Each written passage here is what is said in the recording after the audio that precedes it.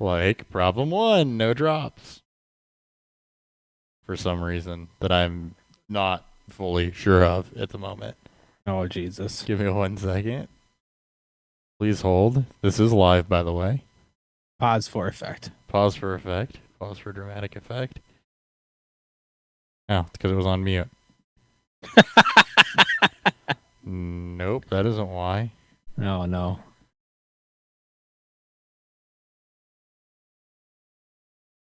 Oh, that's why. That's probably why you sound better, too. Hold, please. Talk, Dan. I'm here. Okay, let's try this I'm again. here.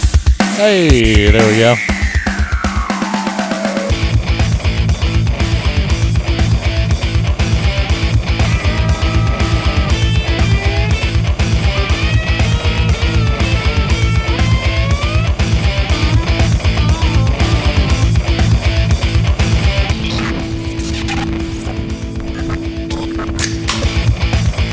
Welcome to Beerfield. I am your host at Hot BFF with 2 P's. As always, joined by Theriault BFF with 2 F's. We'll probably have to change those Twitter handles at some point because...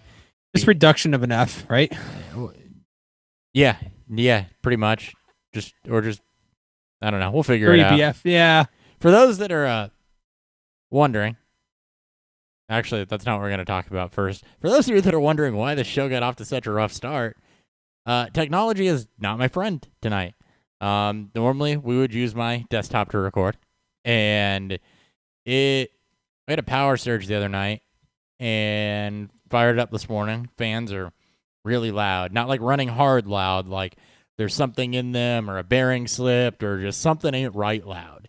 And it shut down at some point overnight due to heat, I'm assuming. Didn't really know. Fired it up, get everything pulled up to the podcast, and shut down twice due to heat in the process of trying to do that. I have a big old sit-stand desk. It's in a mount, so I can't really get it out of there to do a quick clean. So we had to pull out the backup and go to the laptop, which we normally use when we're on the road or doing drafts or anything like that. So good news is that it's set up, but, this just leads to the important, just like with the NFL or anything else. Always have a good backup and always have it ready to go. I mean... The Packers Sometimes know you this. win Super Bowls. That's why the Packers know this. That's why Aaron Rodgers is backing up Blake Bortles. So best backup in football. That's right. So yeah, that was a lot of fun to get started with. But hey, we got an episode for you still. So a little different. We told you guys a couple weeks back that we were gonna go. We weren't gonna shaft fantasy football, but we weren't gonna force it either. Or we weren't going to shaft football, but we weren't going to force it. And we're through draft season, and we're to that part of the season where talking exclusively about football would be very, very forced because there's not really a lot happening right now. So I would venture to say if you hear us talk much about football on the show at any point before an episode or two around training camp, where that's the primary topic, I would be shocked. This is my pause for Dan to speak. You're just doing so well. No, we are. We've been talking about this. I mean, we've dropped nuggets on this. We've done a home brewing centric episode. Back with Chris Allen. So those of you that have been listening to us for a while here should be not completely shocked by this, but. We have other hobbies, we have other interests, and we have other things that we like to discuss. That's not just fantasy football. So and fantasy football is a very saturated market too, and you're not going to have unique takes. There are people out there that grind harder than us, that work harder than us at it, and they deserve your fantasy football listens more than we do. So we got to carve out our own niche. While we'll still have some good tidbits here and there, we're not working as hard. So I do want to give a quick shout out if you do want to hear at least my thoughts, and we'll branch out and try to get Hopper and some other things too. If you want to go on and listen to our buddy, Harrisley Podcast put out a new podcast called Well Drinks, and this is stories about being a worker in the service industry. So if you want to go check out Spotify, well works, you can come hear our thoughts on our thoughts on being a part of the wonderful world of being a server, or just working in the server industry or service industry. industry. Yeah. So Yeah. So yeah, we're gonna do something we don't do a whole lot on this episode. I mean, you guys know us casually, you know us on the surface, so we're gonna do a little bit of a get to know us exercise, so you can know the people that are talking to you as we branch into more of these hobbies and things like that. We want to talk about ourselves a little bit, so that's what we're gonna do. But we also do have some things in the sports world we want to talk about. Again, we're not gonna force football for the whole episode, but it's not like things aren't happening right. But there's going to be some baseball, there's going to be some hockey, there's going to be some basketball. It's going to be whatever we want to talk about during the dog days of summer. And really, probably more so even into the NFL season and everything. So just be prepared for something different than what you're used to. If you have a problem with the fact that it's different, than no, you know what? I'm not going to go there. I'm not going to be a hard ass. We'll deal with you if you have a vocal problem with it when we get to that bridge. If you continue to listen, even though it's not the reason you started listening to us, we certainly appreciate you. Before we get started, though, one thing that's not changing, we're drinking. So, we got to tell you what we're drinking. Yes, sir. What's fueling Beer Fueled?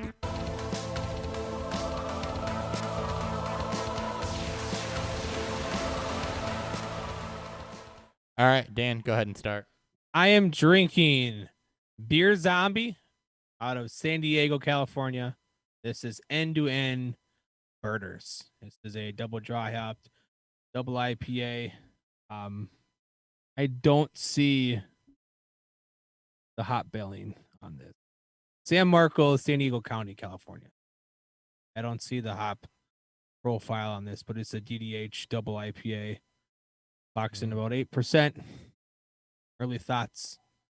It's a hazy IPA. All right, I'm doing something a little bit different. So, mostly because I don't really have anything in my fridge that intrigues me right now. I need to go beer shop. I've been really void on time the last 2 weeks. I had a homebrew meeting last night, and as part of that, they've been doing bottle share beers kind of throughout COVID as a way to continue for people to get feedback on their homebrew beer. And while I wasn't involved with that as a newer member of the firm, the firm is a homebrew club ran out of Stubborn German in Waterloo. By the way, if you're looking for more entertainment value podcasts, go give our buddy, my buddy, Chris Ron a listen, who's the owner of Stubborn German and really puts on a pretty awesome, informative, and entertaining podcast. So just search Stubborn German on Spotify, and you'll find that. We're plugging friends today, apparently. So plugging friends. Should say more of an acquaintance. I've only known him for a couple weeks, but well, friends, really since last October. But anyway, so as part of that, there's some bottle share beers we got to take home. So I have an American brown ale that's done by, and I'm not obscuring the name because I really don't know who did it. It's just it's some home brewer in that group that definitely is not listening to this show. But yeah, so I've got a generic. I don't want to say generic, a homebrewed American brown ale that I'm going to be drinking and breaking down and reviewing. Mostly because this is one of the few things I had two of, and this is definitely a 2-beer episode. So, love it. All right. So we mentioned that we'd be talking about some the hot topics in the sports world, and really just things that interest us and things we want to talk about. And one thing everyone on the internet seems to have an opinion on is the Tony LaRussa, Yerman Mercedes, Minnesota Twins dust up of the last week. And Dan, being a Twins fan, we'll get to you here in a second, but I want to go ahead and kind of give the rundown on what happened at a really high level. People have been living under a rock. So, blowout loss. White Sox are spanking the Twins. Twins put a position player on the mound to pitch. 3-0 count. Yerman swings and hits one out of the park. 3-run home run on a 3-0 count. LaRussa takes exception to it, which the reason that's notable is LaRussa's the White Sox manager. It's his own player that he's now throwing under the bus and calling out for swinging 3-0. Goes into a press conference, basically says we didn't want him to do that. He'll have to face consequences from the family here within the White Sox organization. We were telling him not to swing, not to swing, not to swing. I ran up to the stops of the dugout and was screaming at him because he was digging in like he was going to swing. And then a couple White Sox players, notably Tim Anderson and Lance Lynn, came out against LaRussa, basically. Tim Anderson tells Yerman, hey, you do you, keep playing your game. Lance Lynn says, there's a fucking position player on the mound. This is bullshit. Yep. It's about, it's kind of about fun at this point. They're giving up. The game doesn't matter. And a lot of different schools of thought. In the next game, Twins come out and throw at Yerman. Actually goes behind him. Their pitcher, Duffy, is Tyler Duffy, I believe, is immediately ejected. He's been handed a 2-game suspension.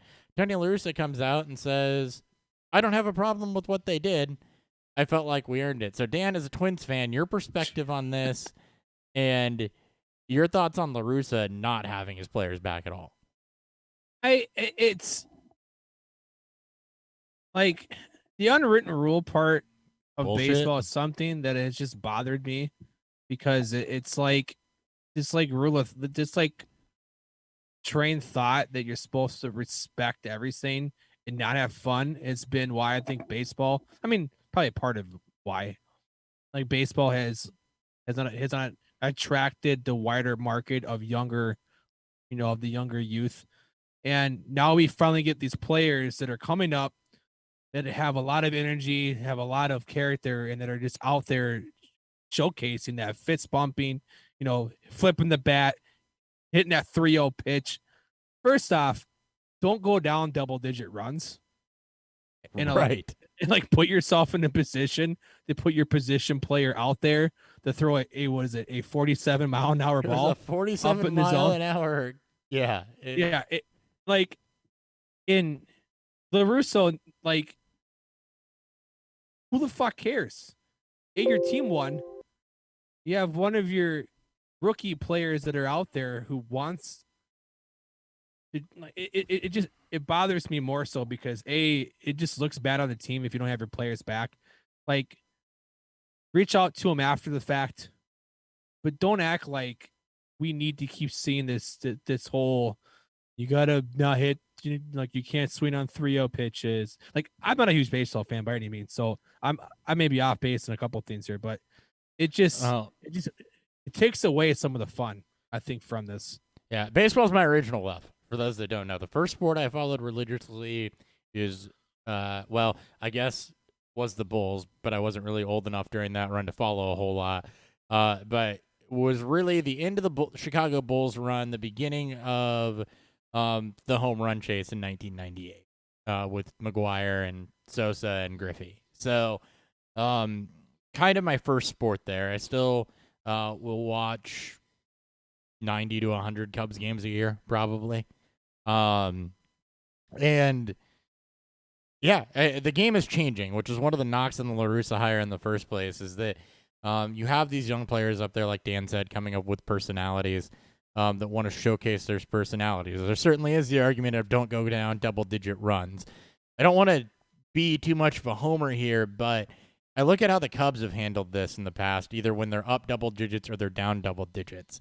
And you've got the situation with Anthony Rizzo and Freddie Freeman, where Rizzo comes on and strikes out Freeman, and it's a good laugh, and it's a ha-ha fun moment, because that's what it's about when the game's out of hand. You've got Javi Baez, when other teams have put position players in, coming up and batting left-handed, just because it's supposed to be fun.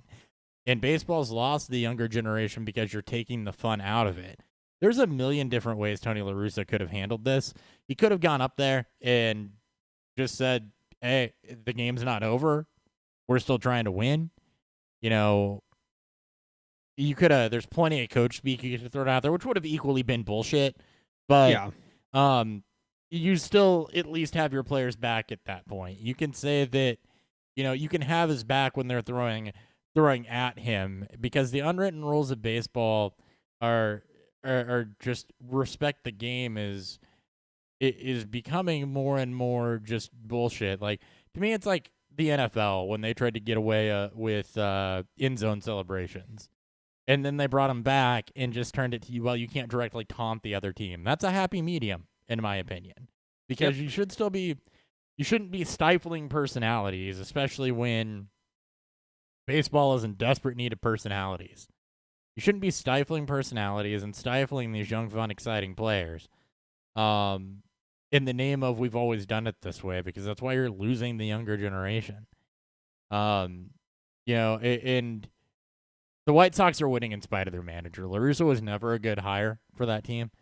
And, Hall of Famer, and respect what he's done in his career, but it's a different time. And your guy is, you have some of the biggest personalities in baseball on that team. Tim Anderson is one of the biggest personalities in baseball and is one of his best players. You're going to lose locker room if you're going out there throwing your team under the bus. There's no reason he can't swing at a 3-0 pitch, regardless of what inning it is, regardless of how much you're down. It's one of those things that's just going to happen. What are you supposed to do? Roll over? Exactly. Like, what is he supposed to do? Just sit there, let the ball hit him or some shit. Like, I would be mad if he didn't swing at the pitch. I would be like, the fuck are you doing? Like, it's that whole thing. I think it was back in 2009 when one of Dallas's middle linebackers like flipped his shit on like most of the Minnesota Vikings roster, like offensive players, because they threw a touchdown on 4th down and they're down by 3 touchdowns. And they're pissed off because they're throwing the football, in the 4th quarter. Like, motherfucker, don't go down double-digit scores and in the playoffs. Right. Like, you're embarrassing yourself. Your team's embarrassed. Like, oh my God. Any problem with the Twins coming out and throwing at the guy? Yeah. Look, you got embarrassed and take it on the chin. Don't be a bitch. Like, I hate the whole throwing at players. Sure. Yeah. It seems very passive aggressive. So it's totally a Minnesota thing to do. It's kind of it's kind of how the game polices itself. And to me, throwing at an opposing player is like a fight in hockey, right? Sure. As long as you do it right, like in hockey, there's a right and a wrong way to fight. There's still rules to it. You stop when you go to the ground. You don't sucker punch or blindside somebody. With this, you don't hit them with heat, and you don't hit them high if you're gonna throw at somebody.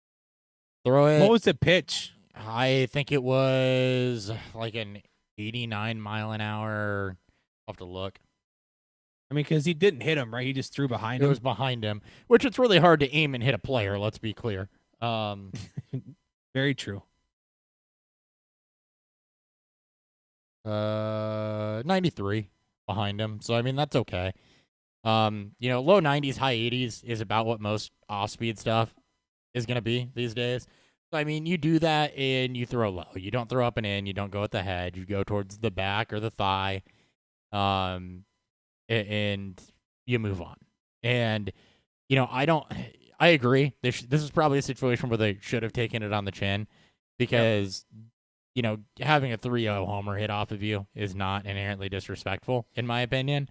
Not when you're down 11 runs at that point. If you got guys out there getting hit, you got another team that's out there showing you up, that type of thing. Sure. Yeah, go ahead. But, in this case, I don't agree with them throwing at him, but I don't have a problem with how they did it, which was 93 and low. Basically they're aiming thigh high. So, yeah, and it's good for baseball. Let's just say I'm happy. I'm sad that the Twins have already embarrassed themselves since the beginning of baseball, since they got off to the hot start. But I think, again, we need moments like these are what gets people talking about the sport. Yeah. And we need to keep, I don't know, they need to just do something. Yeah. So also speaking about what's wrong with baseball, we'll go ahead and jump to this too. They've got 6 no-hitters this season. 3 teams have been no-hit twice is how those 6 no-hitters happen. The Indians, the Mariners, and the Rangers are the 3 teams that have been no-hit twice. Offense is down as a whole. Strikeouts are up. A lot of different schools of thought on this one that range basically from hitters are so focused on exit velocity and launch angle that they're striking out more to velocity is higher than it's ever been, and hitters have less time to react. Theo Epstein was brought into the league office to look at ways to help this. There's been discussion about moving the mound back to give the players an extra tick of time to pick up the pitch and react. What do you make of 6 no-hitters? Because that is a huge pace. There were 7 all of last season, and granted it was a reduced year. We're 35 games into the season. I think the response to try to create more offense will obviously always be better for the sport as a whole. People want to see scoring. People want to see high score, and they want to see spectacular defensive plays, not a whole out defensive game. I actually enjoy watching no hitters. I actually enjoy, seeing a pitcher completely befuddle 9 players on that roster, or 9 batters in a game. I think that's fucking impressive. The same way that I think it's impressive to just hit a home run, I find it very impressive when a pitcher has that much command throughout a game. And I don't think we should be reducing that, but I also see why, because you want to create more scoring. The whole, put in a runner on second base in extra innings to kind of help the time out, but also just create a little bit more madness. But I think it's sweet seeing 6. I think that's fucking cool. I think, shout out to the pitchers, man. I think that's awesome. Yeah, I think it's good for the pitchers too. But I enjoy a pitcher's duel. Like, the best thing the game can be is competitive. Yep. And when you're so one-sided towards pitching, that doesn't do it for me. So I think the game does need more offense. I don't think it should go so lopsided towards the hitters to where it's all offense, because I think I would hate that too.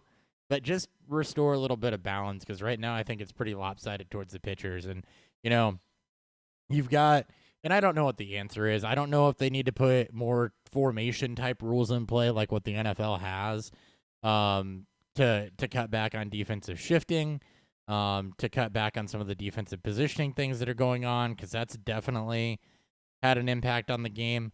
You're not going to get exit velocity and launch angle out of the game, because the more advanced metrics there are, the more people are going to try to play on them. So you can hit on that all you want. That's not going to be changed. But, I think the answer is either you move the mound back. They've talked about slightly bigger bases to increase stolen base potential. That could be an option. I think that, I do think that doing something to cut down on defensive shifting, whether it's you have to have, 2 players on each side of second base, or you have to have 4 players on the infield to start, something along those lines. I think that there's a couple different things the MLB can do to help that. Yeah. So it's all about making the game more entertaining. So on to football.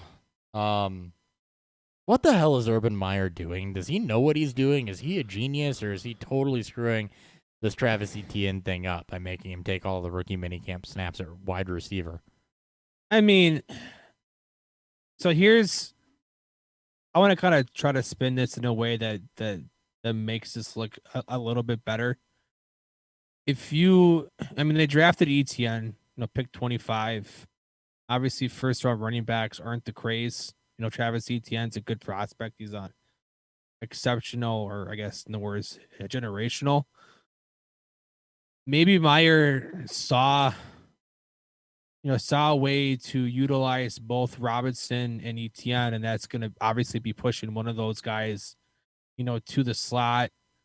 But why? I mean, you bring in Marvin Jones. You have Laviska Shenault, who is basically just a big running back. The full Willie plays after the catch. It's just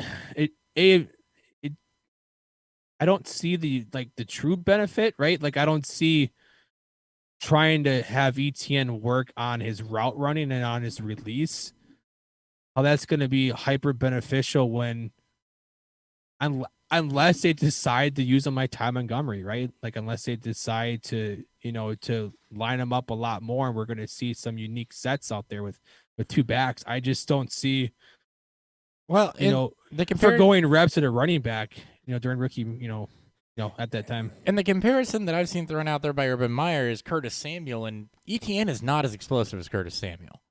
So, like, that comparison's not one. Urban Meyer made it. That comparison's not one that makes a lot of sense to me, because while you have a good pass-catching back, it's more James White than Curtis Samuel. Curtis Samuel's, if I remember right, sub 4.4 types of explosive. I mean, we know that. I mean, we know that ETN's fast, right? That's not shocking to anybody. It's like, you want him to forgo times. Like, do you want him to take away learning how to, read holes, learning, how to, building that chemistry amongst him and his offensive line, to trying to learn how to run routes out of the slot where you may or may not use them at all, and it just kind of becomes wasted. And fast, but again, not Curtis Samuel fast or quick, and that's it. I mean, yeah, I think that it is wasted if you put him in that role, because I think what you're doing is you're pigeonholing him into being a receiving back when he's a pretty good runner. And I just don't know how I feel about the way that Urban Meyer is trying to come in and, well, one, it feels like he's trying to play a college game in the NFL. Yeah. Which was my concern with him to begin with, is I don't know how that's going to work. I don't think it will. And two, if you want him to get better at something and you're hyper-focused on that, that's fine. But if you're saying that this is how we're going to use him almost exclusively, and he's going to get 15 touches, but in a Curtis Samuel type of gadget, H-back type role, I think you're limiting his upside. We're going to have to wait and see how this plays out. I mean, Urban Meyer's going 4-13. Sorry, I had to think about how the new 17-game schedule records worked. The AFC South is going to be a very competitive division this year. Sans the Texans, unless they get Watson back. All four of those teams could be playoff teams, and this includes Jacksonville, who I think will. I'm not going to put money on them making the playoffs, but it's going to be a lot more exciting of an offense, hopefully, than what we've seen in the last couple of years. No, I agree. It could be more exciting, but I mean, yeah, I don't know. We'll see. I mean, if maybe it keeps ETN on the field more, pass catching upside is definitely something you want, but maybe he's trying to reason his thought as to why you draft Travis Etienne when you have a hyper productive running back in James Robinson that you effectively got for free. Well, because James Robinson is the vanilla ice of running backs. It's the one-hit wonder.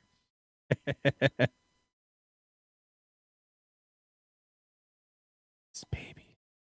Stop. Elaborate and listen. Anyway. You can take it from here. We're going to go into our Getting to Know Us segment. That was fucking terrible. But anyways, so as we've mentioned, we want to let you guys out there, kind of get us, get to know us a little bit more. We have other hobbies, we have other interests, we have other things in life that have shaped us, inspired us, excited us, frightened us, and all sorts of feelings, and just how we, got to this point. So I figured we'll just alternate, or we'll just read off whatever list you want, and then we'll discuss. We don't have to discuss every single point, but Hopper, let's have you kick us off. You want us to just start from the top? I'm gonna start from the top. I wasn't gonna go through all of these, so I mean, no. Just pick the ones you want to go through. Let's do 3. You did top 10 for all of yours. You don't obviously have to read them all if you don't. I mean, you don't have to read all the top 10. I got I got some top 3, 5 of my own. So okay, let's have some fun then. First off, you've been listening to this show. There's one thing you know about me. I like obscure athletes. And when I say an obscure athlete, it could be somebody that's on a team that's just solid but totally unheralded. It can be somebody that really didn't amount to anything, but I just kind of like them for whatever reason. We've even got some people that are in sports people may not even watch, but these are just athletes that for whatever reason I have taken a liking to that are not throughout my lifetime that are not necessarily household names. I'm going to read them off. Dan, I want to see if you recognize them. So as I go through these 10-1, I want to see who you recognize, where you recognize them from, and then maybe I'll give a little bit about why they're here. Okay. The first one I know you know. Number 10, Brian Scalabrine, the White Mamba. Obviously, you know Brian Scalabrine. Yeah. Yeah. Bulls bench guy for a long time. Just personality, cult hero. And if there's one thing you know about me and my love for Gardner Minshew even, is I like cult heroes. And he's a cult hero in Boston, Chicago. Back of the bench guy that just you took a liking to because he had a personality. Number 9, Pete Kozma. No clue. So Pete Kozma, this is actually ironic for me. So Pete Kozma was a fringe major league second baseman for the St. Louis Cardinals. And he had a couple of my best friends are big Cardinals fans. So we'd watch games together and stuff when Cubs weren't in the playoffs, which has been a lot. Pete Kozma had like one huge October, and from there on out, he was a cult hero amongst them, and it just became infectious. So Coztober and the Wizard of Cos and everything just kind of took hold of me, and Pete Kozma became a weird, just kind of cult favorite of mine, and also probably because he's not very good. So after that one postseason, it was a ribbing point that I could have towards Cardinals fans as well. So love it. He flamed out. I think he's out of the league now. Well, hold on. Let me double check that. He might not be. He may be toiling around in a minor league system.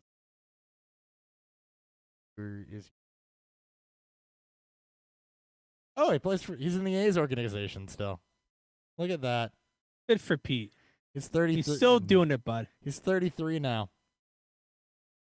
He is You're still making your dreams come true. Yeah, in the Maybe. minor leagues. He was with the Braves last year on a minor league deal. And got COVID-19, and that was really the only thing he did last season.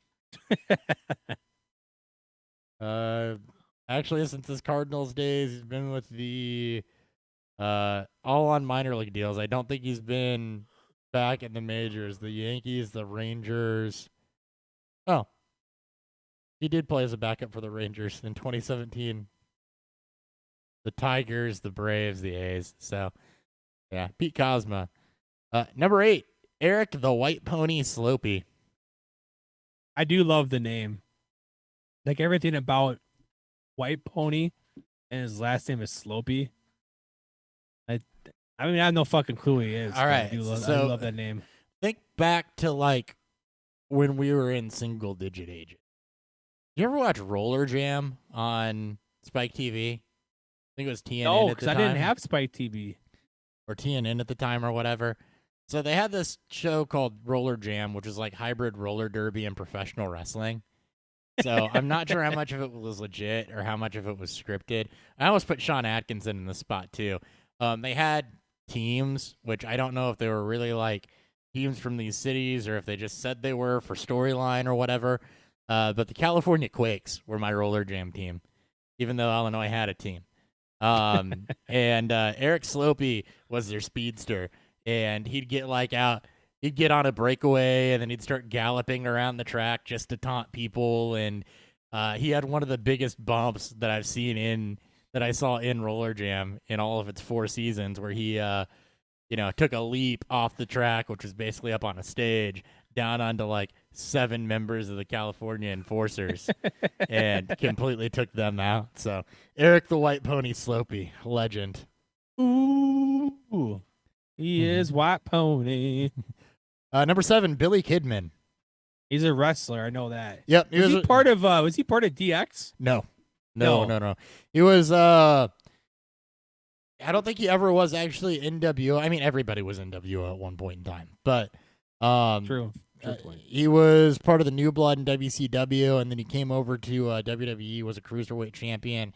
Gave Hulk Hogan a big run in a match, but his shooting star press, for whatever reason, as a kid, just kind of captured my, like, holy crap, that's cool. It's like one of the few top rope moves I would never do off the diving board. So, he does look familiar now. yeah, he was good. He was a cruiserweight. He was hyper athletic. He was good in the ring, fun to watch. Didn't have much shit from Mike skills. He's a producer now, but just a guy that, again, his shooting star press just grabbed hold of me. Michael Barrett, number 6. Oh, sounds familiar, though. He's the Cubs catcher that punched A.J. Brucinsky in the jaw. Ooh, was this when he was with the Sox? When Brucinsky was at the Sox, yes. Yeah, so Yeah. I'm good with that. I'm okay with that then. He's ex-twin. Yep. AJ Brucinski.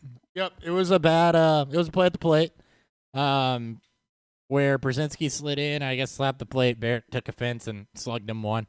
Also a decent hitting catcher. Kind of a stalwart on some Cubs teams that were mediocre to not good. So number 5, this guy's a bit newer to any form of steam, but Brandon Hegel. Nope. The Blackhawks winger. Of course he is. That came up this year, and he just plays with a ton of grit, a ton of hustle. Just speed guy. Just really like his game. He's one of those guys that's never going to be a superstar, but you have to have on a team to be competitive. Number 4, Ricky Rudd. He looks like a NASCAR guy. He was a NASCAR guy, yes. I was a big NASCAR fan growing up, and this was my driver because I had to do something that wasn't Jeff Gordon, which all the NASCAR fans like that. That's the only name that we knew. Yeah, right. Number 3, Matt Hamilton. Oh, the fucking beard himself, or the fucking Mustache. mustache himself. Yep. This guy captured our hearts, man. The hearts For that of one- America. The hearts of America. If there is a picture of America in the resemblance of a guy, it's Matt Hamilton. Yep. Curler for Team USA, Team Schuster. In the 2018 Olympics is when his mustache gloriousness really caught my eye. Number 2, Johnny Knox. I was about to say Knoxville, but then I realized, no, you're talking about the football player. Yeah, former Bears wide receiver that basically got folded in half and broke his spine. He was Oh, Jesus. yeah, that ended his career. So he was didn't end up paralyzed or anything. It was more of a Well, that's good. yeah, but broke his back basically getting folded over in a game. Hyper athletic guy, hell of a returner. Solid slot receiver. Never really got to live up to his potential. And number 1, Ryan Theriault. No clue. Ryan Theriault was a shortstop for the Cubs, later went to win World Series with the Cardinals and the Giants. The early, mid-2000s, I guess it was. Probably one of their most consistent hitters. Never really hit for a ton of power, wasn't flashy, mediocre defender, but just a really solid, like, singles, get-on-base type guy that... Those guys are important. Just under-the-radar guys are something I appreciate. I really appreciate under-the-radar, not superstar type of contributors that you recognize having to have on a team to be successful. It was definitely one of those. Who is your all-time favorite Cubs player? Past or present, past, present, potentially future. I'll give you 3. All right, let's hear 3. So, past is probably going to be... I mean, Sammy Sosa is a hard one for me to say now because of all of that ended, but I can't deny the fact that he's really one I started watching. Mickey Morandini is another one that was only on the team for like 2 years, but he was the first Cubs player I really took a liking to. But really, from the past, I had an affinity for Kerry Wood. Ooh, the pitcher, right? Yep. I say past. His rookie year was 1998. Again, 98 is when I just really started following sports and the Cubs religiously. 20 strikeout game against the Astros. Career was beset by injuries and hugely offset by injuries. But the current, there's 3 guys I really like currently that But Javi Baez, he's a bit inconsistent with the bat. He's flashy, but he's fun to watch. He has fun playing the game. It's infectious. Hits some majestic home runs. Wilson Contreras is awesome for almost all the same reasons. He has fun playing the game. They're both excellent to watch on defense. There's nothing more fun than a Contreras to Baez throw to nail a runner at second base, in my opinion. Yeah. And future, I really like what I've seen out of Nico Horner. Their second baseman. He was actually a rookie last year. That was pressed into duty because they wanted to get him at bats with the minor league seasons not running. Yeah. Struggled a bit last year. Worked on some things in the offseason. He's excellent defensively, great contact hitter. I really like what I've seen out of Nico. Is he in the majors now, or He's do in they the drop him back? No, he's in the majors now. He started the season in the minor leagues, and they've been pretty banged up, so he got the call up and is just stuck. Right on. He's been one of their more consistent hitters. So Perfect. All right. Those are top 10 obscure athletes that Hopper has a total man crush on. We're going to go to non-obscure athletes. We're going to talk about my top 5 favorite fourth athletes of all time. This list could be all entirely football. No joke. So I did my best to limit myself to no more than 2. I know there's 5. I'm not a big baseball fan. I can mention, Kirby Puckett as a Twins fan, but it just wasn't my thing. Hockey, I'll give 1, and that's my boy Charlie Coyle. He was the one and only hockey jersey I ever bought, and I rooted for the Bruins. Was it 2 years ago when they went up against the Preds in the Stanley Cup Finals? Was it or was it last year? I don't remember what year it was. Wasn't last year. It wasn't 2 years ago, because 2 years ago was the Capitals. Hold on. I thought last year was the Capitals, and then 2 years ago was the Preds. Unless I'm wrong. I don't know. But I'm looking. Charlie Coyle, again, not flashy. He was a bit overpaid. It was part of that time where the Wild kept going all in on players. And then they kept losing depth, making some bad trades, and then just kind of making some questionable decisions. But Coyle, just a big behemoth, two-way forward. Always a big fan. You find it? Yeah, I did. I found Okay. Wikipedia. So hold on. Wait for it. So Tampa Bay was last year. That's right. Tampa Bay was last year. St. Louis and Boston in 19. That's what. Okay, it was St. Louis, Boston then. Okay. Capitals were 18 over the Golden Knights. That's right. The Blues last year. That's all I could hear about. Yeah. Shout out to Andrew, my old coworker at Benny's, big, massive Blues fan. Yep. No wonder I forgot about that one. I tried to. Yeah. No, I remember the Blues in Boston. I was trying to think of the Preds, so that's kind of what threw me off. So yeah, 19. It's also a fun fact. My first ever playoff game was, my first ever hockey game was a playoff hockey game. Wild Blues, before I moved to Springfield. There was me, Nick, Andy, our buddy Dan, Mork. Remember Mork? Yeah, I remember Mork. Mork. It was, and then one of his buddies, and that was a trip where Mork was swiping on Tinder while driving down 55 into St. Louis. That was the trip where Mork decided to steal a date that was sitting next to us at the hockey game, and then me proceeding to try my absolute best to get heckled. And I got punched on top of the head. The guy was so drunk that he swung and missed me, and then his fist landed on top of my head. And then I just apologized to the entire walk out of the arena. Oh my God, it was hilarious. That's awesome.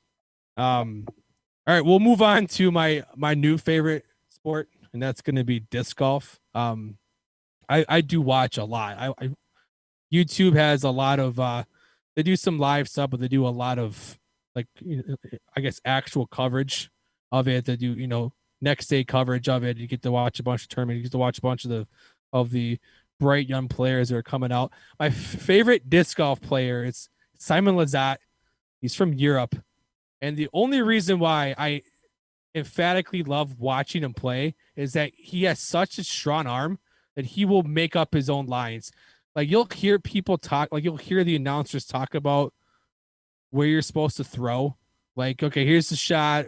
Maybe there's 2 shots to take depending on on your strength as a thrower. And then there's Simon Lizotte lines, and he'll go out of his way to just bombard throws and just it's nuts. He's been hurt, so I haven't been able to watch him, but I love that dude so much. Been watching a lot of YouTube videos from Thomas Ekstrom of Latitude 64. Yes. To try to figure out what I'm doing. He's pretty entertaining. I enjoy those videos are actually informative and entertaining, by the way. That's about all I know about disc golf professionally is a lot of that name. It's a lot of fun because it's a lot of like they're all buddies. Like you get to see like you'll hear people root for and like they're all competing against each other, but they're all rooting for each other. It's fun. We'll have to watch some. I'm excited to get out and play again. I know. I haven't had time to over the last couple weeks. I've been telling Lindsay we need to go down to Woodland Park where we played. Yeah. They can walk, and I'll just throw a couple holes, not even play a full round, but just haven't been able to line it up yet. I'm going to plug this because at some point we're going to do it. We're going to get us either a GoPro or have someone film us, and we're going to do a beer field plays around a disc golf and just see how just entertaining that actually. We should do that for the bachelor party in August. We should just find a way to get a camera. Strap a GoPro to Andy. Oh my God. All right. Moving on to golf here. Tiger Woods. Obviously, I became a golf fan probably right around after high school. And just the sheer dominance that Woods was at that time. That was during I think his monstrous majors run. It was back in 05, 06. And I would only watch golf if he was playing. And I fell in love with other players like Jason Day. I do like Phil Mickelson. And, some of the younger guys that are coming out, but it's been such a long time since we've seen this figure in sport just kind of take over the entire world. And just watching Woods, his downfall, and then to watch him make his comeback a couple years ago and to win the Masters for the 5th time. It's hard to he's not the nicest person in the world, but I feel like if you're going to be that upper echelon elite of the elite athletes, you're probably, piece of shit at some point. Yeah, kind of have to be. I feel like in that time frame, you're either a Tiger or you are a Phil fan. My favorite golfer will forever be John Daly for, bucking the fact that you have to be a tight ass to be a golfer. So, he's fucking big. And actually having a ton of personality. So he's amazing. Yeah. He is. I like personality too. Personality is my personality, and under the radar solid contributors are like my 2 sports turn-ons. All right, basketball. It'll forever be Kevin Garnett. I grew up a Bulls fan. This is before the Wolves got him. And it's easy to say Jordan, it's easy to say Pippen and Rodman and Steve Kerr and Tony Kukoc, and and that'll forever be a part of my history. But to pivot from the Bulls to the Wolves when Jordan left, I got to grow up essentially watching Kevin Garnett dominate, and then watch him get really close in the 03-04 playoffs. And it's I've never rooted for a player as much as I did for Garnett when we traded him off to Boston. I wanted him to win a ring so bad, and I knew, a title so bad, and I knew that the Wolves were never going to give him that because of how much they fucked up with Joe Smith. That it's to watch him do it, and then to now almost watch him become a part owner of the Wolves themselves just brings me so much, joy as a lifelong basketball fan. Yeah, I don't know how you didn't grow up in '98 being a Bulls fan, but Garnett was the heart and soul of that team for so long. You had really a lot of times the only thing you really had. It's So, what it was him, Wally Serviak. oh, some points. Zerbiak.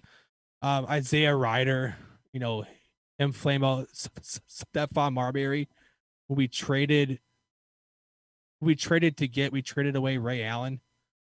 Just How'd that work? yeah, it's the same. It's like the worst moment in sports that doesn't involve the Wolves or the Vikings. It's when the Wolves decided to pass on Steph Curry twice for Johnny Flynn and Ricky Rubio. Ugh. Last one, football player is Ed fucking Reed. Like, I could say Randy Moss, and it was a toss up between the both of them because Moss, with his infectious personality, made me fall in love even more with football. But when I started to really take off and enjoy football as much as I do now, I always gravitated towards the safety position and just the respect that you have to give to the elite of the elite safeties in the league. Guys like Ed Reed and Troy Polamalu, Ronnie Lott, Darren Woodson, or Ronnie Lott, yeah. To watch Ed Reed play and to be a huge Ravens fan also during this span, it's hard not to fall in love with the guy who fucking smokes a cigar and it's got the sugar powdered salt and pepper beard with the fucking pimp hat, and then to see his mold when we went to the Hall of Fame 2 years ago was Awesome. was absolutely incredible. So All right, let's flip it around. Yes. You got favorite players, so let's go with. We'll take golf out because it's hard to hate golfers for the most part. And we'll take disc golf out because I'm sure it's hard to hate them too. So looking at NHL, NBA, NFL, who's your 3 least favorites? Absolutely hate, can't stand. First name that comes to mind for all 3. Okay, hockey is going to be fucking, was it Waugh? Peter, is it? It's the Avs coach, the old Avs Patrick goalie, Waugh. Patrick Waugh, because he would go out of his way to try to injure our players in the playoffs the year that we beat him in Game 7. So fuck Patrick Waugh. Basketball. I don't even think I hate a player. Maybe Draymond Green, because he's kind of a bitch. Like, all he does is just completely bitch about players and flop. I mean, he's like I enjoy rebounders and guys that play defense and the guys that do the dirty work. But every time I watch him play, he's a bitch, right? Like it's like he's complaining constantly. It's like, dude, you're in the fucking NBA playing basketball on one of the best teams in the entire league, and all you do is complain because you suck. Like, no, fuck out of here. Someone will probably hate me in the comments for that. Like we get comments too. Then football. Occasionally. Every now and then. Football is got to be Mason Rudolph. He's got the most punchable face in football. And because I actually believe Garrett or Myles Garrett when he said that Rudolph was shouting racial slurs to him. Because the dude looks like he'd do it. He looked like he would actually say, like, drop the N-word or drop some sort of like he'd say something horrible to him. Like, to get him to do that, like, but and then then honorable mention to probably Ben Roethlisberger because he's a fucking sexual predator.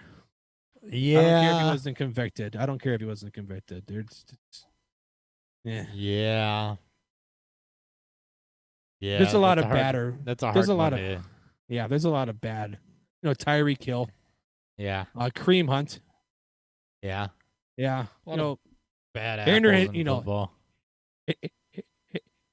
Aaron Hernandez, even though he's able to leave his will to his daughter. Yeah. After he was a piece of shit human being.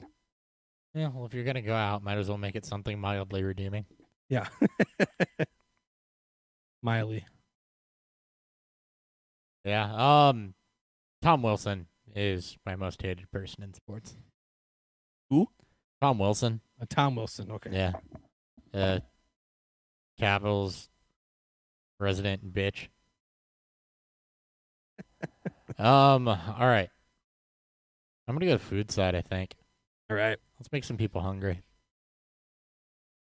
All right, there will be some agreements. There's some disagreements here. I'm gonna go with my top 10 fast food or casual chain menu items. So these are the things that I either get all the time or I go totally apeshit for. Either places that are a chain that's outside of a local chain, or fast food restaurants. Number 10 is gonna be Fazoli's breadsticks because they're just people think Olive Garden has the best breadsticks, and those people are wrong because they haven't been to Fazoli's and had their breadsticks.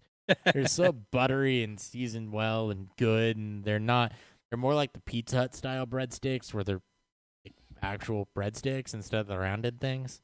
Like, they're good. They're real good. Number 9 is Panera's mac and cheese, or St. Louis Bread Co., depending on the region you live in. Just super creamy, despite being overpriced and nothing spectacular. It's just overall, it's solid mac and cheese. I'm a big mac and cheese aficionado. There's a fun fact about me. Mac and cheese is one of the only things I would eat growing up. And you still eat it? A lot, yeah. Hot. Yeah. If it's a side, you can bet that's what I'm getting. Number 8, Colton's Steakhouse. They're loaded smashed potatoes. So Colton's they're not technically regional. They've got locations across like Missouri, Arkansas, one over here in Collinsville. But I mean, their loaded smashed potatoes are freaking phenomenal. And there's not a whole lot more to say about that. Number 7, McDonald's Bacon, Egg, and Cheese McGriddle. I love that thing. Oh, yeah. Whoever thought to put pancake buns on a breakfast sandwich was a genius. And it's not overly sweet. Like messy. It's not overly messy either. No, it's not. It's perfect. Get one of those things coupled with my number 3 on this list. Golden. Number 5, Arby's mozzarella sticks, because mozzarella sticks are always the right call over the curly fries. Every time.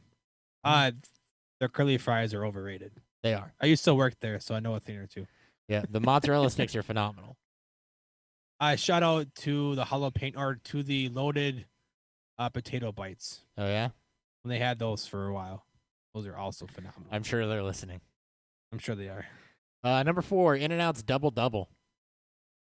So, or the triple. In-N-Out's pretty good.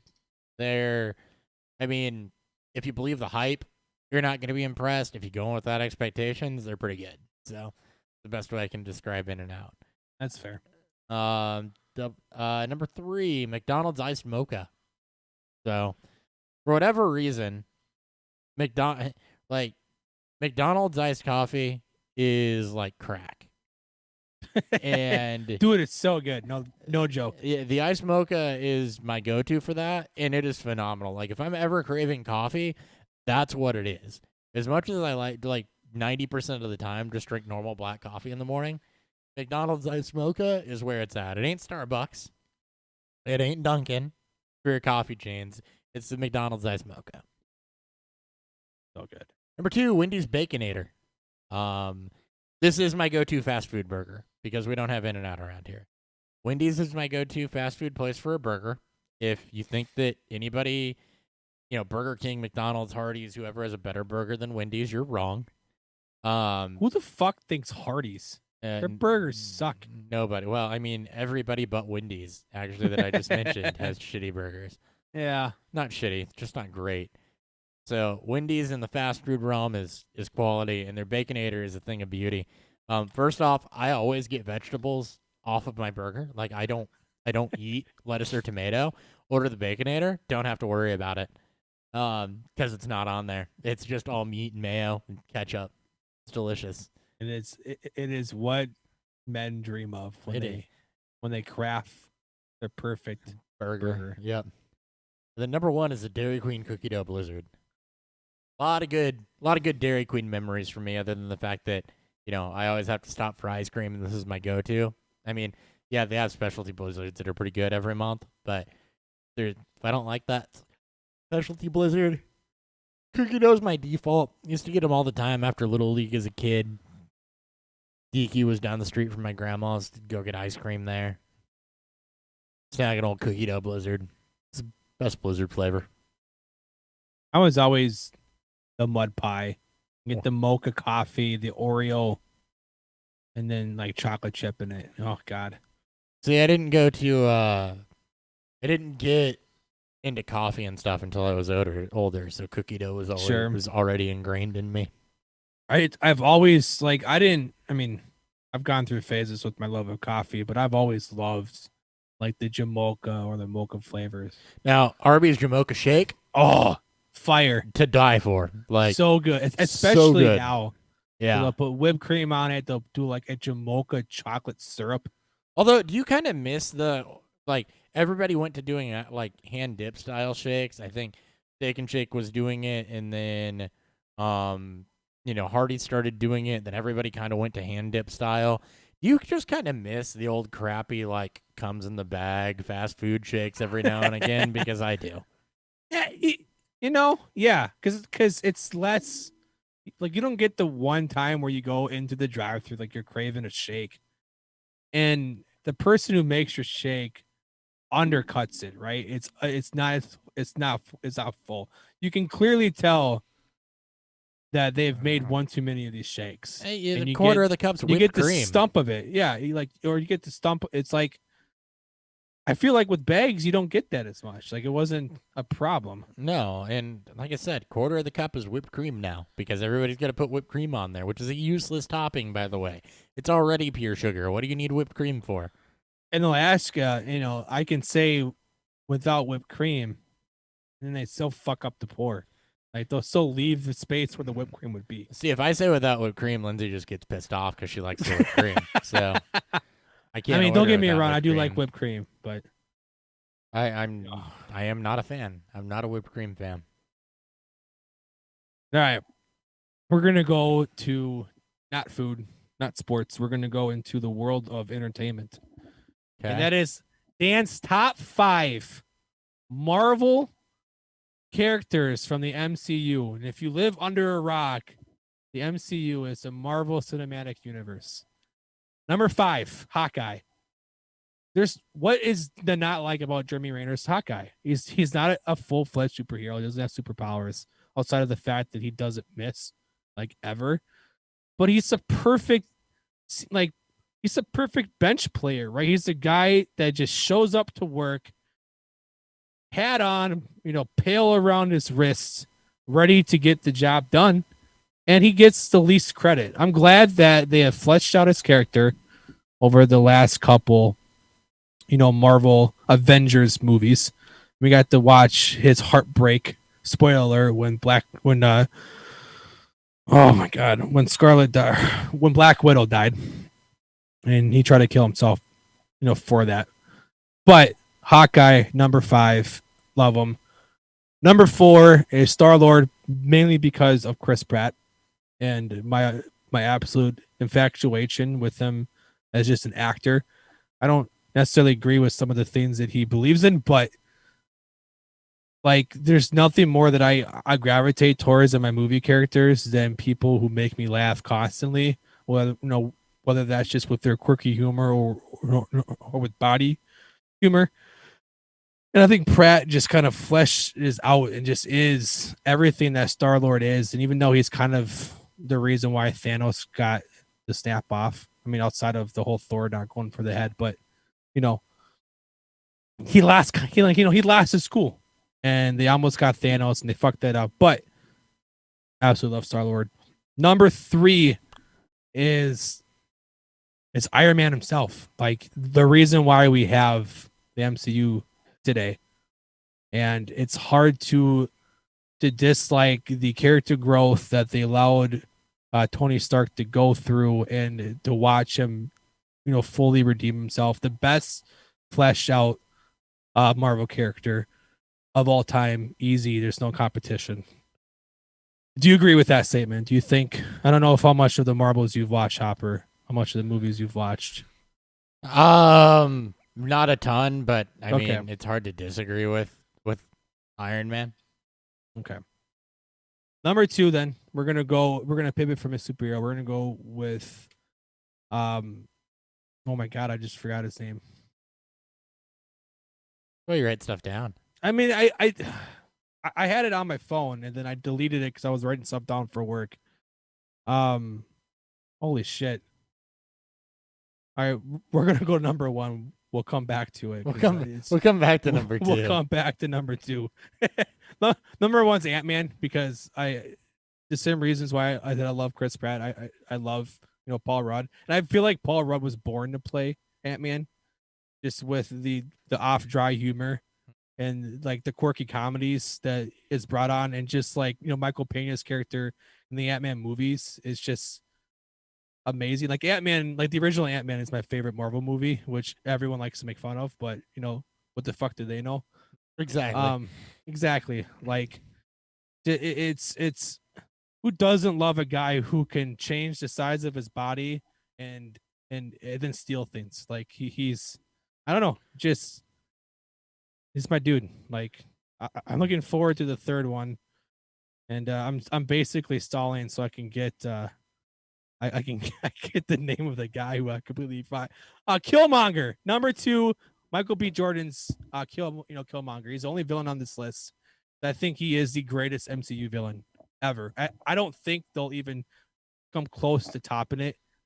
Michael B. Jordan has become one of my favorite actors, and to give a villain who's more or less than a villain than he is, like it's like an anti-hero. Like the nation of Wakanda took everything from him, and all he just wants to do is prove himself the worth that he should be able to come back, and they made him a villain. I don't know. I love me some redemption stories. So I'm looking forward to the second Black Panther when he makes his return. Nothing wrong with a good redemption story. Your list is invalidated because Deadpool appears nowhere. He's not in the MCU yet. He's still a part of Fox's cinematic universe. When Deadpool finally makes his appearance, he will be number 1. Okay, so I have a question then. Okay. And pardon my ignorance, because I've watched enough of the Marvel movies, to where I do like the majority. I've seen the Iron Man's, Captain America's. I've seen, obviously Deadpool movies, X-Men movies. I've seen. I could keep listing them: the Avengers movies and Hulk and all that stuff. Marvel completely kicks the shit out of DC. No question about that.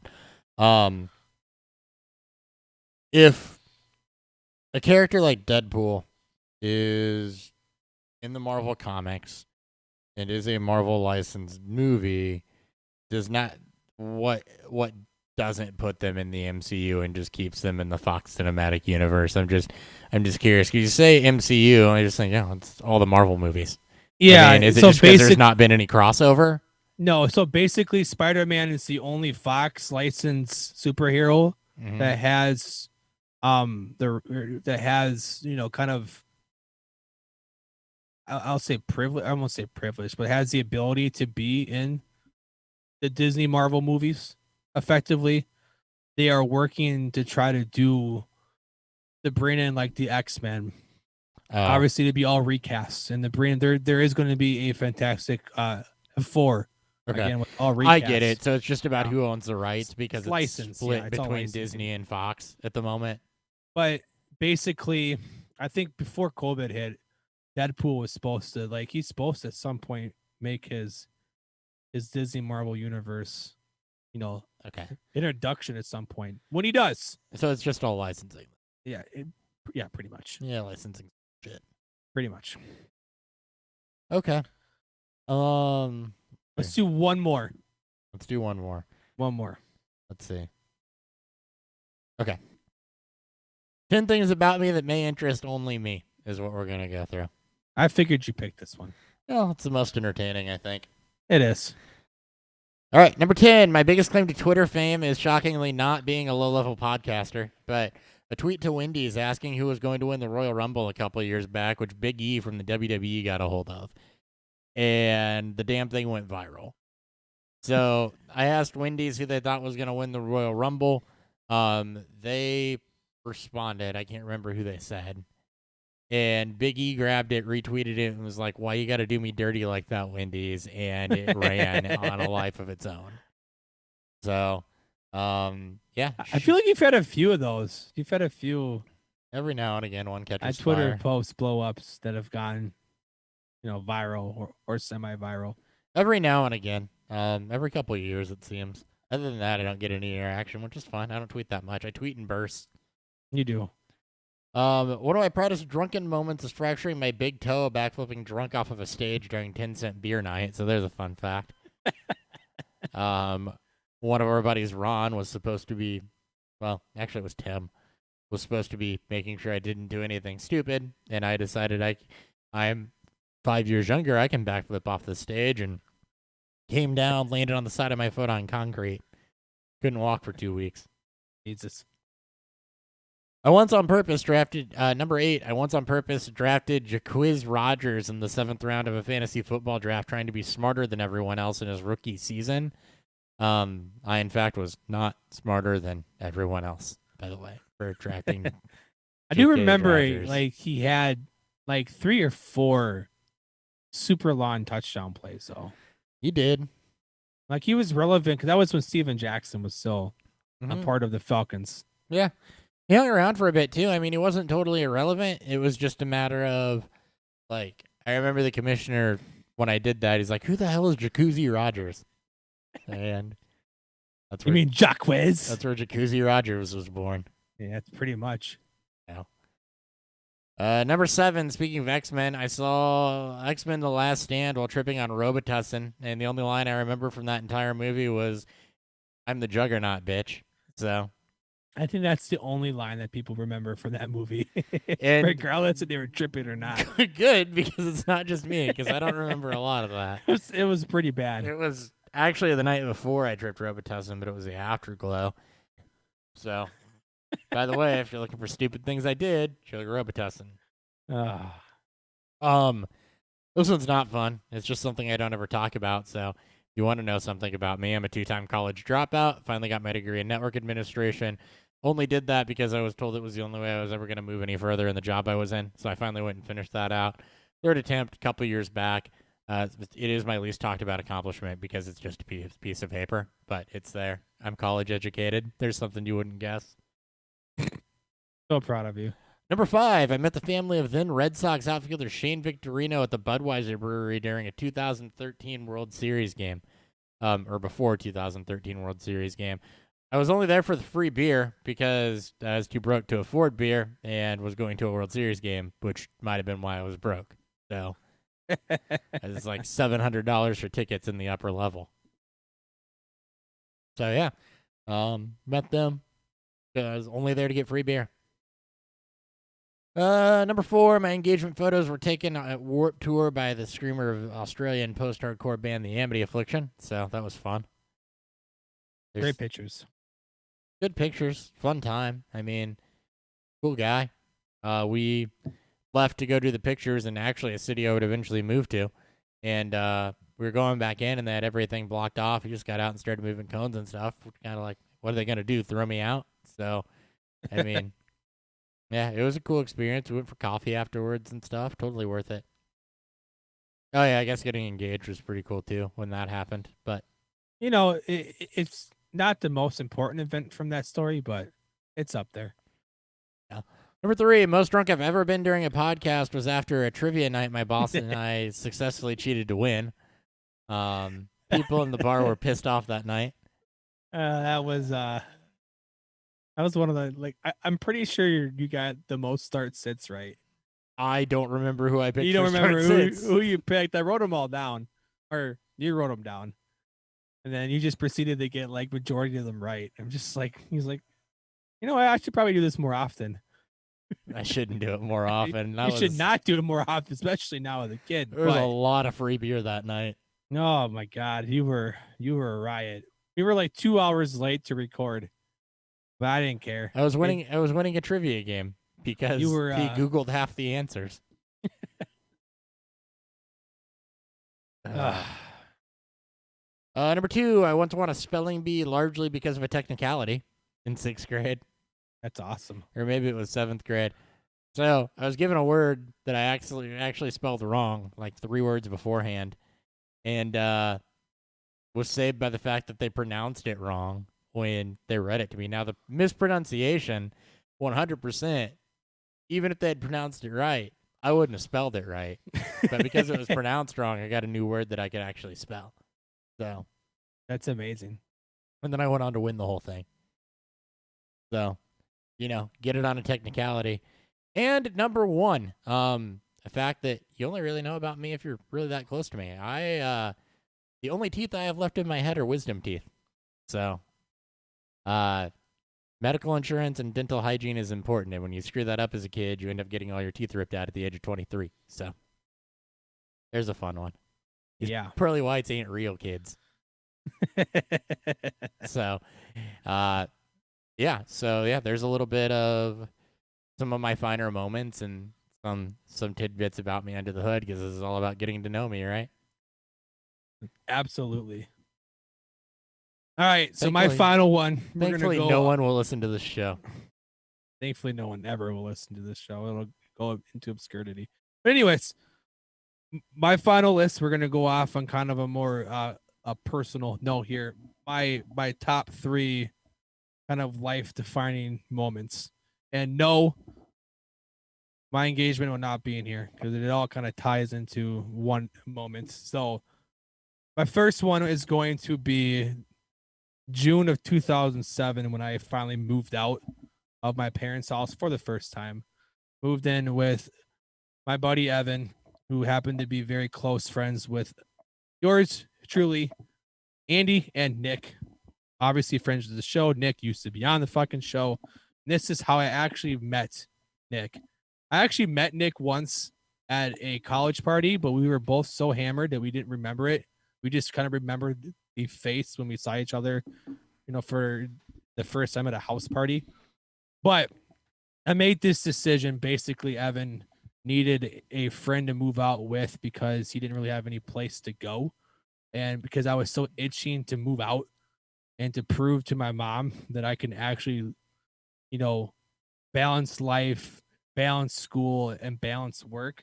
Fun fact, that did not happen. I actually flamed out of school, which leads to my second moment, and that's being kicked out of school and then moving back home because I couldn't afford to really do anything. I needed to get my life back together. Basically, I get put on academic suspension. Basically, get told I can't go back to school unless I pay back all my debt. Thankfully, my dad was able to do that for me. But moved back, it humbled myself because I basically partied every weekend. And for those 3.5 years that I lived with Evan and Andy, I basically we had a party every Friday and Saturday, sometimes Sunday. It was insane. Surprised how any of us actually survived that. And then my last moment is going to be my decision to move to Springfield. Not shocking about this one because it led to it pretty much changed my life for the better. Towards the end of my time living in Minnesota, I was kind of losing myself in a way where I wasn't happy. Like I wasn't like depressed or suicidal or anything like that. Like I was fine from that point. But when you watch your life slowly become nothing in terms of like you have nowhere to go, you have nothing to really accomplish to it. Stuck. You're stuck, right? You get like I basically treated like 2 or 3 relationships during that time like nothing. I basically dated a girl for 6 months because I super liked her on Tinder by accident, and I was too afraid to actually tell her the truth until it was far too late. That relationship in itself is probably the reason why I even moved here, because I finally recognized the person I didn't really want to become, and that was just a piece of shit. Basically ruined someone's, I wouldn't say ruined it. I'm sure she's doing fine, but I broke her fucking heart. So this trip, obviously me moving to Springfield led to this podcast starting, led to the job in the field that I work in today, and then led to some random schmuck saying yes when I proposed. So Really? she's not going to listen to it. She's probably on the couch sleeping anyway. So Nice. so I can say that. Yeah, as you're doing that, I'm sitting here trying to come up with 3 for myself. Just like, if I were to pick 3, what would those 3 be? And Let's see. There are definitely three that set me on the right way. So, first, the first one, these are in chronological order, I think, which propelled me back onto a track in life, as I was chasing things I thought I wanted way before I should have been chasing those things. At like 20 years old. I moved out for the first time at 16. So, or at 17 of my parents' house because my mom's house. Don't want to bring my dad into that. My mom's house. So, not a great home life. I was chasing some things I thought I wanted, and those obviously went south without going too much into detail. And I was driving back from the south, and I remember just thinking, what the hell am I going to do now? You know? Like, 20 years old, just thinking, what the hell am I going to do? Which is a stupid thing to think at the time. You're 20 years old. Yeah. But what am I going to do now? And where do I go from here, et cetera, et cetera? Because I had a bunch of stuff planned, which thank God it didn't get that far.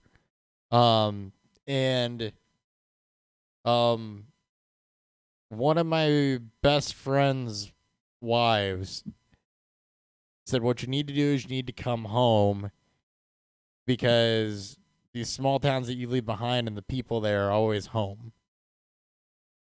So I went home. Not home. I didn't go to my mom's. I went to the area where I felt like was home. And, that I think put me back on the right track because from there I got, back with friends and people that genuinely did care about my well-being and about how I was projecting what I was doing and everything. And that got me into Geek Squad, which is really started my career path, which kind of leads into the second thing. That notwithstanding, when I left there, I went to work for the lottery. And after Blagojevich tried to sell Obama's Senate seat, Pat Quinn took over as governor. And one of the things that Pat Quinn came out and said in the media was, I'm going to cancel the lottery private contracts. I'm a private contractor for the lottery. I'm working for a company that's privately contracted for the Illinois Lottery to do their technology side of things. So, of course, that's scary, right? When you live not quite paycheck to paycheck, but you don't have any savings and you can't afford to not get a paycheck. That's holy hell. I got to get out. And so I just went and threw out a bunch of applications. Like, I don't have to rush. This isn't happening like tomorrow or anything, but I do need to get out. And that's how I launched on at the job that I have currently, which is allowed me to, the company I'm with currently, I guess, not the job I have, but the company I'm with currently, which has allowed me to, I've got a nice house and I've got, a wife that can stay home with our kid and doesn't have to work right now. And I don't have to ever worry about some of the things that I had to worry about growing up, which is what bills don't get paid. Just things like that. And that propelled me into a good spot. And it was all because of something that came out in the media that made me just go throw a bunch of applications out there. And I ended up beating out a bunch of people that were more qualified because of my glowing personality. And that really put me into a position to go to a place where I'm actually very, very comfortable. And the third one directly led to me meeting my wife, which was, this isn't a sappy thing, I promise. I had been, this is actually kind of a shitty thing. I'd been talking to one of her best friends leading up to this. And, former best friends now. And I was supposed to go down with them to a concert. My wife and her boyfriend at the time and this friend of hers who I was, loosely chatting to or whatever. And I decided that going to a Cubs game and a Blackhawks game by myself was more important, which was just something I like to do. I like to go up to Chicago as a getaway for myself. So I went to a Blackhawks playoff game instead. Sat down on the glass, got to heckle PK Subban. Nice. Missed that show. honestly believe if I'd gone to that show, everything's on a completely different trajectory. I think that if I had gone there, there is no chance that Lindsay and I ever ended up dating. There is, I mean, the shit with her friend definitely wouldn't have worked out, so who knows what I'm doing then. But it's just like that one decision of, hey, this Blackhawks game is more important to me. Actually really panned out. And I say that I actually just forgot. I bought the tickets because I had the opportunity to buy the tickets and I had the money to buy the tickets. And didn't even pay attention to what else was on that date. So that was a whoopsie.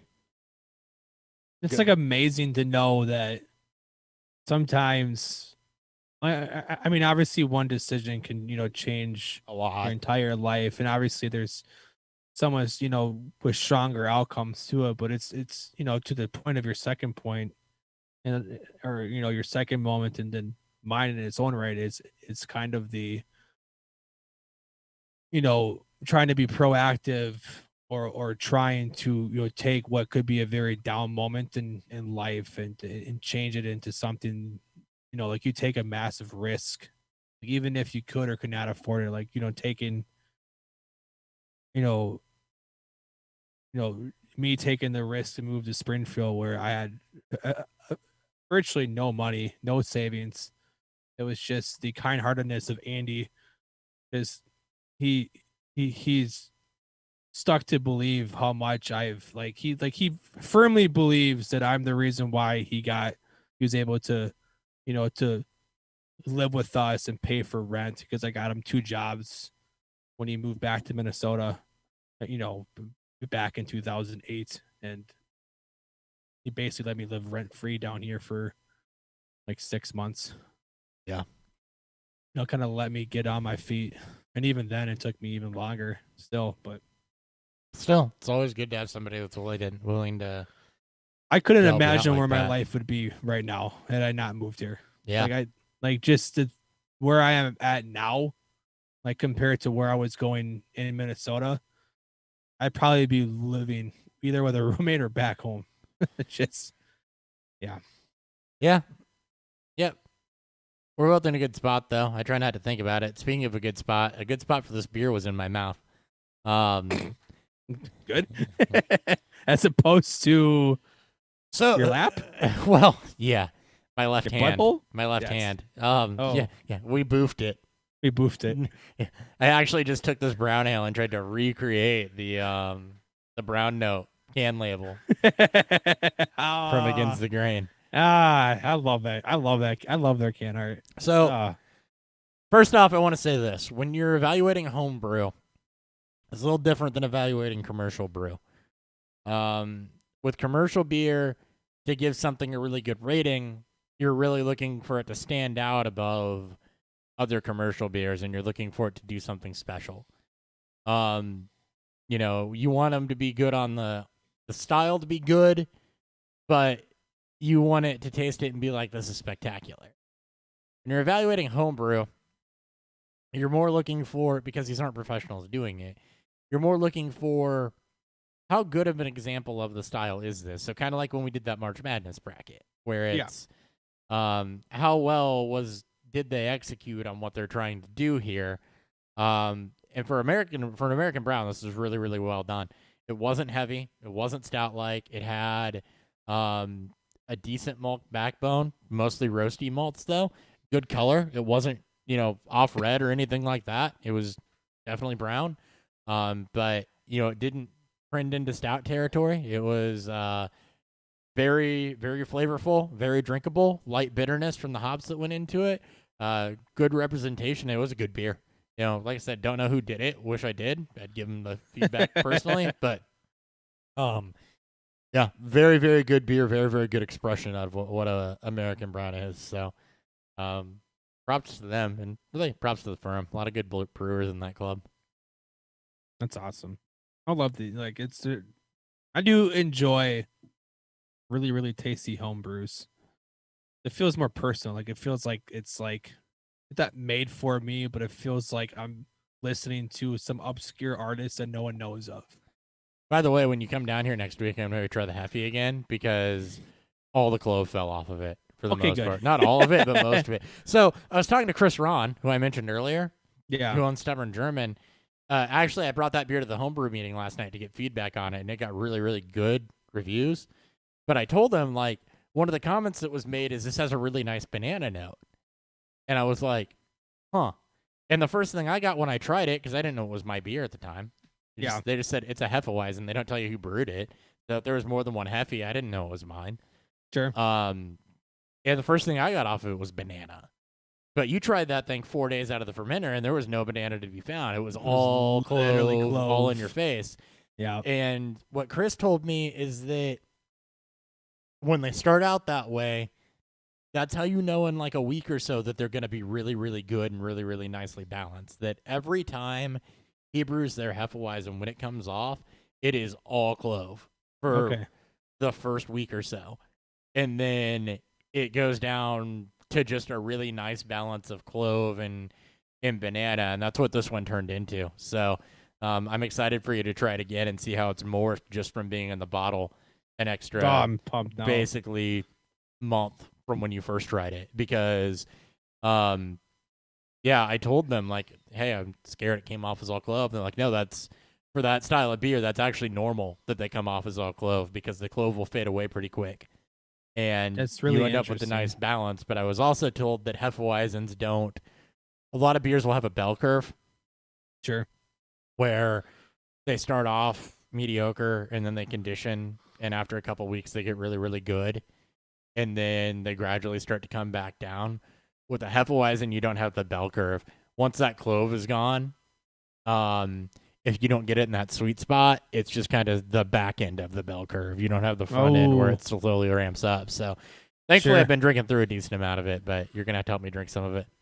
I have no problem helping you drink beer.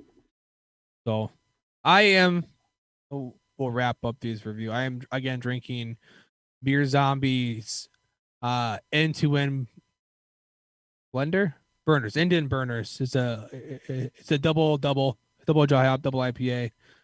Obviously with this style is be very juice forward. It's a tropical. As it warmed up a little bit, as I've been drinking it throughout the show, the alcohol kind of starts to peek through. It's 8%, so that's nothing to be shocked by. Obviously no bitterness because of the haziness to it, but there is a little bit more on the backbone, and that just kind of lends to the double part of it. As what I could honestly say with certainty that if I were to pour this, it would probably look more like orange juice than it would an actual, beer wise. But all in all, it's not bad. I mean, with hazies, it's hard. I mean, it's not hard to not fuck it up, but it's hard to make a hazy really stand out outside of like using oak flakes instead of your traditional malt and stuff like that. So this one with the softer mouthfeel to it, I wouldn't be shocked if there's some oak flakes to this. So again, overall not bad, just nothing spectacular. Yeah. By the way, with oat flakes and a Heffy, this is the home brewer in me coming out again. Or sorry, oat flakes and a hazy. Oats are in most hazies. It's what helps keeps the proteins in suspension. Sure. And actually allows them to become hazy and stay hazy. Because without the oats, what happens is all that shit just settles to the bottom of the keg or the bottom of the bottle and doesn't come out of it. They end up clear. So the oats help keep that haze in suspension because of the proteins they add to the beer. Yeah. Little science. Yeah, science. That's something I picked up over the last 3 weeks. If we had done this a month ago, I wouldn't have known that. So. All right, that's our show. We ended it with science. We got serious for a bit. Some top 10 lists, a little different, but sometimes it's good to just talk. So we'll decide what we're doing next week, and then we'll do another show next week. Same time, same place. That's, by the way, that time and place is usually 8 o'clock Thursday nights on YouTube, and then whenever after that on Spotify, pretty much. I mean, podcasts is other places too, but Spotify is the primary one. Apple Music, I guess, would be the other one. That's right. Or Apple Podcast or whatever it's named this week. Not iTunes anymore. It hasn't been iTunes in years. All right. We'll see you next week, guys. Hold on. We got to slow this down. I've only got one screen. I can't do That's things right. as quickly as normal. super quickly. No. Technology hates me.